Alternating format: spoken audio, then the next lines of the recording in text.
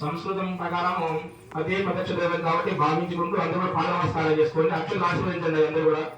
ఓం శతమానం భవతి శతాయ పురుష శతేంద్రియ ఆయుషేంద్రియే ప్రతిష్టతి శతమనంతం భవతి శతైశ్వర్యం భవతి శతమితి శతం దీర్ఘమాయుః సుమంగళి మధురిమాగం సమేత పశ్యతే సౌభాగ్యస్మయ భారి ఫలేదన దీర్ఘ సుమంగళి భవ జన్మ సావిత్రి భవ సావిత్రి భవ.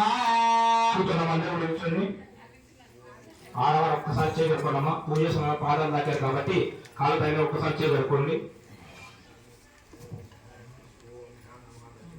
కడుపునా అందరూ కూడా. ఈ యొక్క కంకణం ఎందుకు కడతారంటే మానవుడు ఏదైనా పూజ సమయం చేసుకున్నప్పుడు 33 తప్పులు చేస్తూ ఉంటాడు. ఆ చిన్న చిన్న తప్పులు ఏంటివి అంటే పూజ సమయంలో ఇతరులు ఆలోచించడం కానీ, తాను మింగడం కానీ, మనసు ఎక్కడో వెలించడం కానీ ఇలాంటి చేస్తూ ఉంటారు. అందుకు స్వామి నేను దీక్షతో ఉన్నాను, నియమ నిబంధనతో ఉన్నాను, అందుకు గుర్తుగా ఈ కంకణ దానం చేయడం జరిగిందని ఉద్దేశపూర్వకంతో మీ అందరూ కంకణం కట్టడం జరిగింది. అంటే దీక్షతో ఉన్నాను, నియమ నిబంధనతో ఉన్నాను, అందుకు గుర్తుగా మా అందరి చేతి కూడా కంకణం కట్టడం జరిగింది. కాబట్టి అందరూ నమస్కారం చేసుకోండి. శ్రీ గురుభ్యో నమః. హరి ఓం శ్రీ దేవ దేవతాభ్యో నమో నమః.